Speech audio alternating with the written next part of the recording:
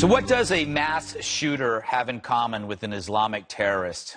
Well, they're able to create an impact that reaches beyond their own marginal insignificance. Even a small evil pebble can make large ripples expanding across the water.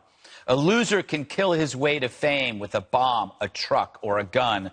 A mass shooter in a small town can hijack an entire country's attention in one afternoon. It's the same mechanism, creating an impact beyond one's statistical importance.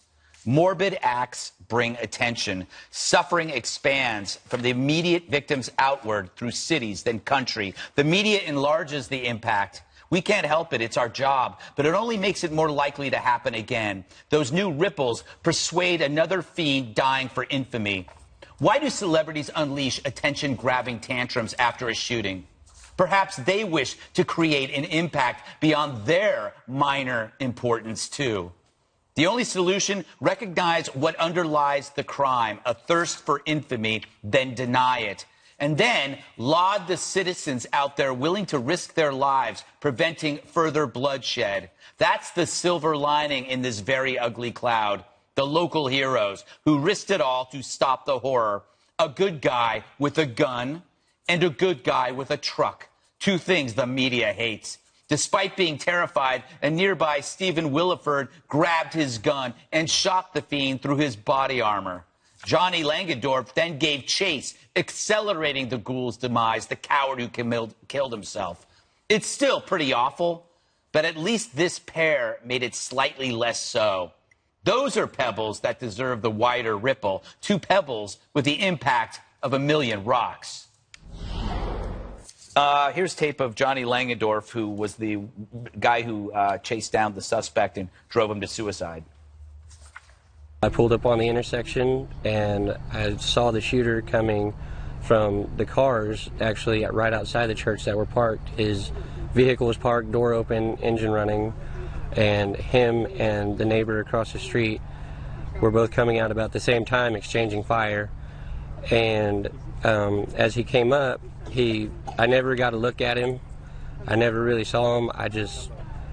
I saw the gunfire. The shooter got in his truck. The gentleman with the rifle came to my truck as the shooter took off, and he briefed me quickly on what had just happened and said that we had to get him, and so that's what I did. You know, it's amazing. The fellow, the good guy with the gun, was terrified, but he still did this. These deplorables, you know, and there, you know, it's a fact that the duration of a gun attack totally depends on the arrival of a second gun, and this shows that, I guess. Well, and the sharpshooter, as they're calling this guy, the Weindorf, Plumber. Lagendorf, excuse me. No, that was Johnny. I've got the wrong person there. But basically, because he was a trained, lawful gun owner who was able to act quickly, was hopefully able to stop more carnage. Of course, we don't know exactly. If you look at Johnny there, able to so calmly explain the situation and what they did. And you do have to wonder, if you were in that situation, could you have been as brave? And I think in these communities, they figure that they have no choice, right? Because if they waited for the police officers, you're in a rural area, it could take another 45 minutes to an hour to get to him. Jesse, that's an important point. I just thought of that. I mean, you thought of that, and I'm stealing it. But the fact that these folks have to have guns because this is a population, I don't know, of 400, 800 people. I'm not sure.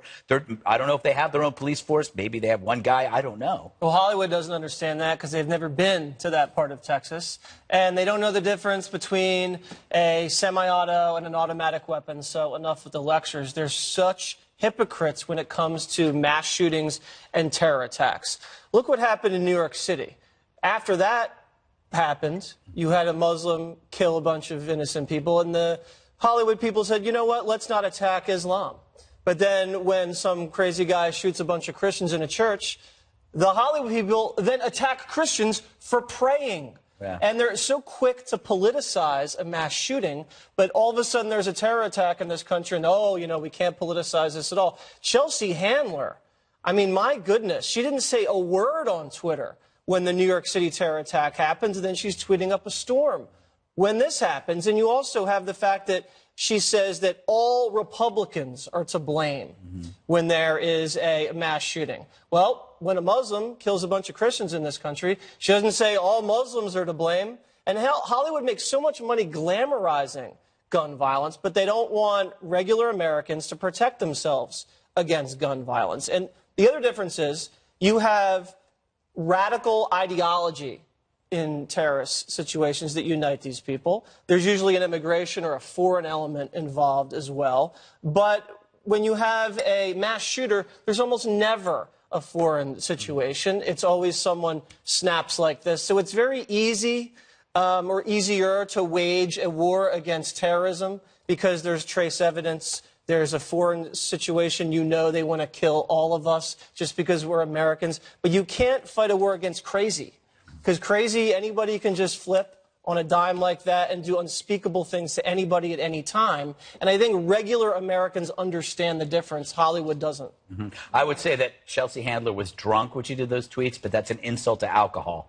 I would never do that. Kimberly, can I play? This is Donald Trump labeling this incident as a mental health problem. I think that mental health is your problem here. This was a very, based on preliminary reports, very deranged individual, a lot of problems over a long period of time. We have a lot of mental health problems in our country, as do other countries.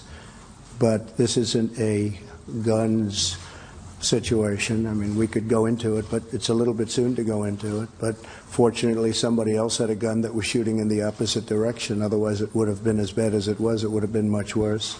So he's kind of like focusing on not the tools, but the intent. Yeah. So you have a person who is mentally ill with a gun, and then you have a person who is a good person with a gun.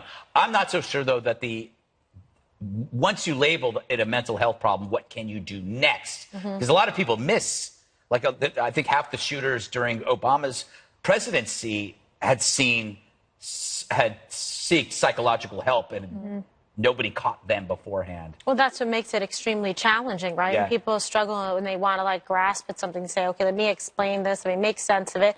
And yes, if it's your ideology and you're against, gun ownership and you want to right away have your kind of quick trigger response to mass shootings is, blame the weapon or the implementation, of evil, whether it's a vehicle, whether it's a gun, etc. But in this situation, I mean, the laws were, followed. He wasn't allowed to carry. He was allowed to own a weapon, but not to carry on his person. So he was violating the law there. Is clearly an individual who has a very disturbed past, assaultive conduct, domestic violence, you name it. Okay, a lot of anger directed at his former in-laws, at Christians, at the situation with what happened with the military, where he blamed his ex-wife. So this is somebody who had made these kind of threats before. So yeah, it's the exact type of individual that you don't want to be in a possession of a weapon like this. But nevertheless, I mean, it's a tragic, situation. And he was very angry about that church and about Christians and an atheist. And there's a whole host of things here that sort of came together in a perfect storm of violence and horrific loss of life. I just think you've got 330 million people. How do you handle, you don't know how can you predict something like that? There are a lot of people who don't like their in-laws.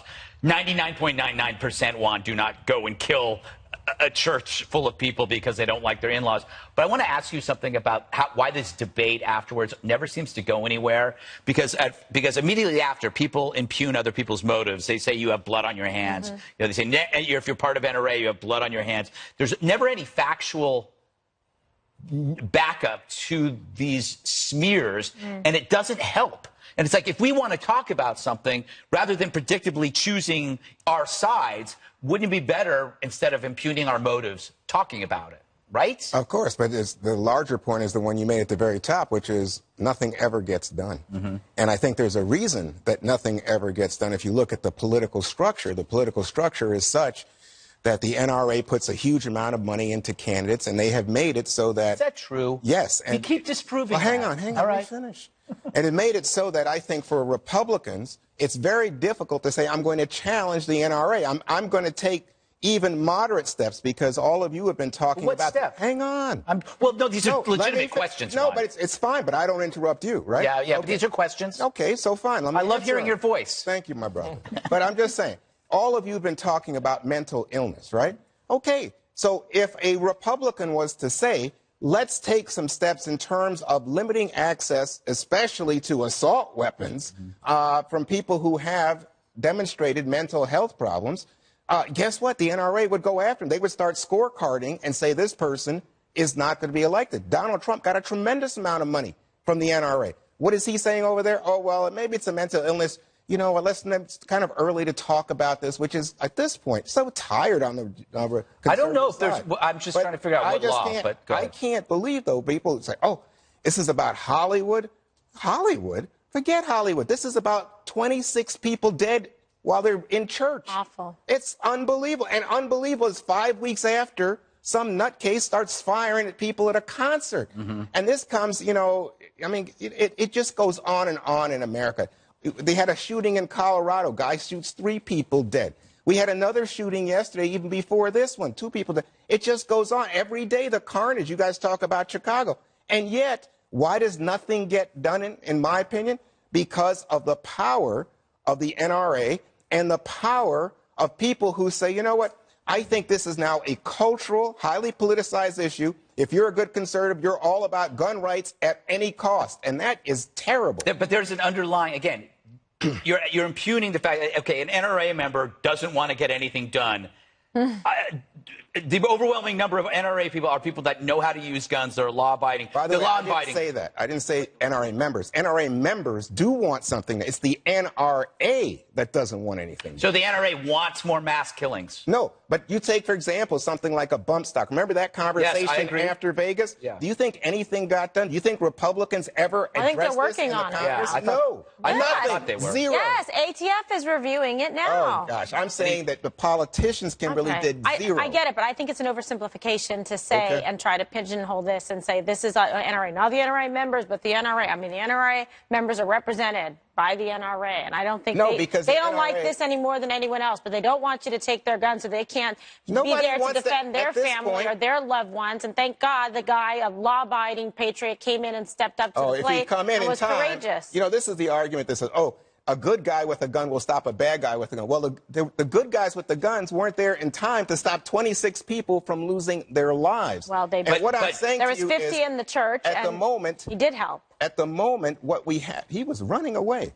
At the moment, what we have is a situation where the NRA reacts to people who are on their right, who want even less in terms of gun control. So they always are pushing and pushing and pushing. Nothing, absolutely nothing in terms of gun control. Just lastly, I can't let you get away with this, Juan. To say that the shooter was already running away when this heroic guy stepped in with a legally purchased weapon and chased him around and saved future carnage from happening. To denigrate his heroism is inappropriate. Please. Okay. Denigrate no one's heroism. What I'm saying to you is he was leaving. So let's not... he was already leaving? This is a farce to say, oh... As usual, this is where it ends up. Let's celebrate. No agreement. All right, we learned more today about the loser who chose to target that church. Plus new details on the victims of the massacre. A live update from Texas. That's next. There was a domestic situation going on within this family. The suspect's mother-in-law attended this church. We know that he had made threatening texts from him, and we can't go into details about that domestic situation that is continuing to be vetted and thoroughly investigated. But we want to get that out there that this was not racially motivated. It wasn't over religious beliefs. There was a domestic situation going on within the family and the in-laws. As you heard, investigators tying the Texas church massacre to a domestic situation between the families of the gunmen. They do not believe this was a religiously motivated attack. Let's go now to Adam Housley, who's live on the scene in Sutherland Springs with more developments from today. Adam? Yeah, clearly the shooter had a troubled past, and information coming out today, really in a stunning press conference earlier today where there were a number of headlines, that what you just heard being one of them that surprised a lot of us. The actual connection to the location here behind me was the ex-mother-in-law. Now we find out he was married twice. had 2 very troubled marriages, had been also in trouble for cracking the skull of his stepson, his infant stepson. So clearly the individual who did this evil in this church behind me had a lot of problems, and there's still a lot of answers, and maybe some answers that will never be found yet to come. I want to talk more, though, about those who are still fighting for their lives. Right now, 15 people are in the hospital. We do know that at University Medical Center alone, where 1 child died, sadly, being treated, there are still 3 more children fighting for their lives and 3 adults there as well. Also here in the community, people are still, of course, just trying to understand. There's still a lot of shock. I talked with a man who is making sandwiches for a lot of people around here, who lives out in the country, and says he knew everybody in there. Everybody knows everybody. This is a smaller than a small town because there's really not even a main street here. This is just a small little farming type community in the middle of the Texas Plains that had never thought anything like this could ever happen here. One of our junior reporters just was at a cafe, and some video that's feeding in we'll have later on for you here on Fox. But the quotes that he sent me are unbelievable. For example, I won't use the woman's name because we don't know if the family's been notified, but my friend and her 2 kids, she was pregnant. She passed away. This is the best little town to live in. I just love it out here. It's a loving community. Everybody works together. We will work together to help each other in this crisis. Another lady. Yes, she and her 2 little kids. She was just a regular lady. She was a stay-at-home mom who took really good care of her kids. They came in here after church on Sundays. They have 1 more daughter in the hospital. Her husband has already lost 3. So hopefully she'll pull through. That's what people are dealing with here right now, guys. It's truly hard to even express on television. Just there's no answers, and right now there's just a lot of questions. And as you can tell at this hour, there's a lot of family here that needs to be healed, and everybody knew everyone. Back to you guys in New York. My goodness, such compelling reporting, Adam, and it just makes you really just feel for these families that are suffering, that have lost so much, with so many casualties, and a number of family members passed away, the pastor's daughter, and when you hear the loss of life of a child, that was a recent update too, Dana. Very disturbing, and you are at a loss where you say, you know, what could have stopped this or prevented it? I think that's why you see the frustration. We're talking about how immediately the reaction is do something. And I think that there's a lot of people that could be for doing something if you could actually define what that something is. And to show that there is actual evidence that it could improve. You know, that's, just not too long ago, a woman who, Leah, remember her last name, she worked for 538 over at New York Times and doesn't anymore. She wrote a long piece about how she was for gun control, but that everything that she looked at when it came to evidence and data showed that it actually doesn't work. I did think that there would be people that willing to look at either changing laws or closing loopholes or whatever it might be, but the conversation never seems to actually get to that point, and I'm not sure why it just shuts down. It could be because of what we were talking about in the previous block. I think there's also some other questions, which is, why wasn't he in jail? Right. Yeah. And if this is the kind of violence he perpetrated on a child, then what happened there? And obviously he did a lot of illegal things. Could there have been anything done to prevent him from getting a weapon? I don't know. And Yeah, I think felony conviction. Do something. It sounds like the right thing to say at the time, but the answers are a lot less satisfying. You know, what was striking to me was what you just commented on, which is that he attacked a child. My God. But it's not only that. On his ex-wife and the child. I'm sorry? On both, on the ex-wife and the child. Yeah, well, apparently 2 marriages. I was unaware. I thought it was a single marriage. But then the thing that caught my attention earlier was reading that his childhood friend said that between the 6th and 9th grade, his parents had him on extensive meds, psychological meds. So this is someone who had trouble and is known in this very small community. It's 400 people. Imagine 10% of the communities in church yesterday morning, Sunday morning. But it comes back to what President Trump said. If it's a mental health issue, maybe there is something we can do. Maybe something we can agree on. I mean, I could agree on a few things. Juan and I right now, if you're on antipsychotic medication, if you've been convicted of cracking an infant's skull, felony, of beating your wife, of having bad conduct discharged from the U.S. military, of serving, I believe, 12 months in confinement. Why is he legally allowed to purchase a firearm in Texas or in Colorado or anywhere? Is it legal to purchase a firearm in this country with that kind of criminal history? I don't see why. Well, first of all, he lied. So how did he? I mean, how did he get the weapons Okay, in but the for first example, place? yeah, he checked the box to indicate he didn't have disqualifying criminal Okay, history, and but everything shouldn't- we've just said is disqualifying because you're convicted of anything like that, Right, a but felony. you Was can't it a just, felony? That if you're assault if you're a could bad be person, you're going to charged check as a box and lie. There Yeah. has to be a safeguard in And there somewhere misdemeanor domestic when you violence run this guy's background check through the ATF or through the National Registry System. How did that not flag this guy's history? But I think we were just talking, Kimberly and I, that Kimberly's saying he did have a record, but it was a misdemeanor, and apparently that doesn't keep you from buying a gun in Texas. Yeah, no, well, any like misdemeanor, domestic violence, assaultive conduct. I mean, this is not somebody that should have. We see these cases escalate as a former prosecutor. I'm telling you, Los Angeles and San Francisco. The deadliest calls for cops to go to in law enforcement are domestic violence situations, and oftentimes the weapon, whatnot, is turned on the police officer. Okay, Greg. Yeah, it's interesting. I got some facts here from John Lott about background checks from 2010 when there were 73,000 denials of gun purchase going through the check. Only 13 convictions from that because there were so many false positives. So there's a lot of problems with that. I have 3 solutions that I always hammer. One of them is when you do research on media reports of high-status suicides, they're correlated to an increase of suicides, the copycats, especially among young teens. We talked about that TV show that was on Netflix that kids watched, and there was a spike in suicides. So we know that mass shooters are often enamored by the press clippings of previous, and they always want to beat the score. That's a fact. Number 2, solutions like terror can actually contribute to solutions here. Identify soft targets and harden them. You could hire somebody, an expert. We used to do earthquake training when I was a kid. You could do something in a couple of weeks to maybe teach people how to react, have an escape route, those kinds of things, and also have, and this is the last one, have a good guy with a gun. Mr. Williford was a former NRA instructor. They're probably all over the community. You pay $5 an hour, they probably do it for free. Somebody that is there to harden soft targets. There are a lot of retired people, retired police officers, retired instructors, just generally retired hunters who know how to handle a gun because they've been trained. There was a guy on the 2 o'clock show. His name is Chuck Chadwick, and he has a business training volunteers, and actually now it's an organization specifically for houses of worship so that you could have somebody that is there to be able to protect others. They're sitting ducks. Absolutely. And if he had been dishonorably discharged, he would have been prohibited from getting it. They should include the military convictions, and he had to have a proper domestic violence conviction to also be prohibited. And he lied. Liar. Coming up, the GOP is working hard on tax reform.